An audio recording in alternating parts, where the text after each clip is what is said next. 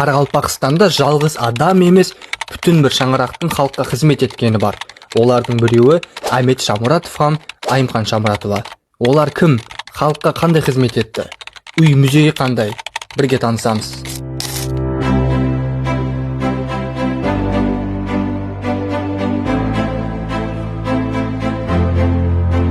Қарақалпақ халқының екі бірдей ұлы перзенті Амет һәмде Айымхан Шамуратова 20-ші ғасырдың 30-шы жылдардан бастап Қарақалпақ әдебиеті, мәдениеті һәм көркем өнер тарауына рауажлануына үлкен үлес қосқан ұлы инсандар.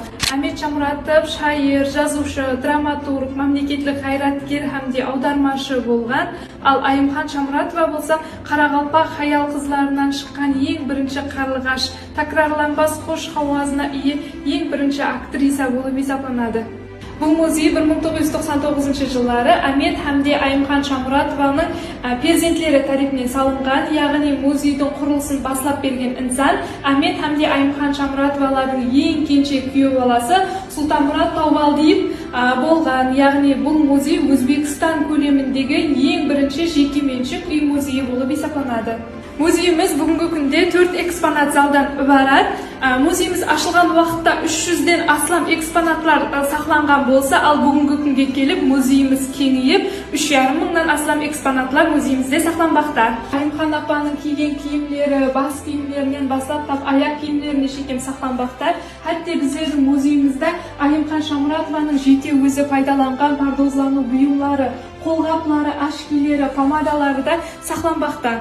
Ал бұл жерде болса Амет Шамуратовқа тиісті мағлұматтар сақланбақта, яғни оның пайдаланған машинкалары, ал бұлардан болса қағазлар шығарған арқылы Амет Шамуратов күндізгі уақыт кешке дейін мемлекеттік жұмыстарда істеген болса, ал кеште өзінің үйретушілігі менен шұғылданған.